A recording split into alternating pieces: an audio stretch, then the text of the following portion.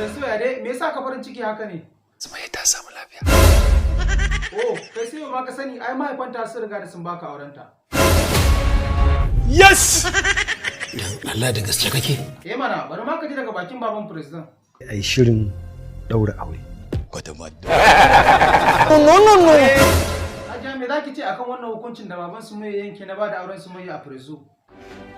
Dole in amince da hakan. Kamar ya dole? Babu yadda na iya.